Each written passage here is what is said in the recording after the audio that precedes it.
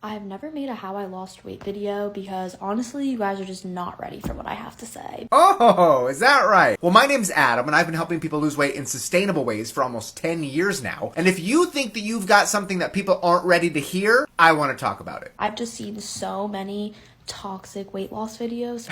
Listen, girl, me too. But this is going to be a great one. So if you're watching this, stick around for the entire video because it's going to completely change the way you think about weight loss. So here we fucking go, baby. How I went from this to this. Yeah, that's a big transformation, but let's start with an important reminder. If you look like her before picture, that doesn't mean that you need to change, okay? If you're comfortable in the body you're in, love it, embrace it, no matter the size. If you're not comfortable in the body you're in, it's also okay to want to make changes. This person wanted to make some changes, so we're gonna take a closer look at how she did it. I'm just jumping right in. Here we go. I've never been so ready. There is only one thing that will make you lose weight. One thing. Guess what it is? I bet you already know. Keto diet. No, fat burners. No, waist trainers? Calorie deficit. That was my next guess. If you're in a calorie deficit, you will lose weight. It's not a question. It's not can I, will I? You will.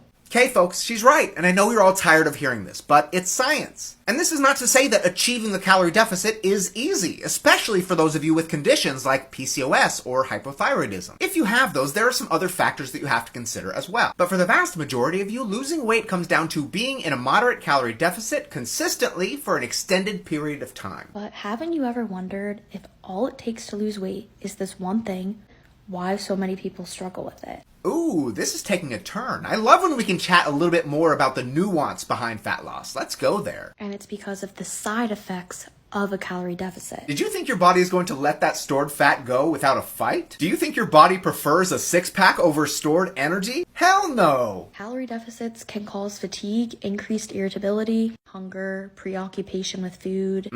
These things are very real, and the bigger your calorie deficit is, that is to say, the less you're eating, the harder these side effects are going to hit you. Think about the term calorie deficit. It literally means you're not eating enough calories. When it's a moderate amount, let's say 200 to 300, at the most 500 calories under your maintenance level, it'll result in losing some stored body fat, but most other things will be manageable. But too many people hear calorie deficit and think that means eat as little as possible. They think less food equals more weight loss. But your body doesn't want to lose weight. It wants to stay at homeostasis, right where it's at. That's why you have all these side effects like poor sleep and constipation. A long-term calorie deficit is a really, really hard thing to do. It really is, okay? So stop being so hard on yourself thinking that you have no willpower or discipline. You might be struggling because you're one of those people eating 1,000, 1,500 calories less than what your body actually needs. You don't have to eat a lot more, but eat a little more. It'll be fucking easier. So the question is, what type of foods should I look for that will help me be in a calorie deficit and still feel full so I don't feel the side effects of a calorie deficit? Because once you start feeling the side effects of a calorie deficit, you're going to go out of the calorie deficit. I think I understood that. What foods will help me feel more full so that I don't overeat? Was that it? Eat foods with a high caloric density. Wrong. So this is basically you eating foods that have a lot of water in them and that are really high in volume but low in density. Okay, I'm gonna take over from here. Calorie-dense foods are foods that are high in calories and low in volume. Things like baked goods, cereals, fried foods, granola, nuts. Great for weight gain, not for weight loss. What I think you meant are nutrient-dense foods. Things like fruits, vegetables, whole grains, and high-fiber foods, lean proteins, etc. So with this in mind, you're eating more for less.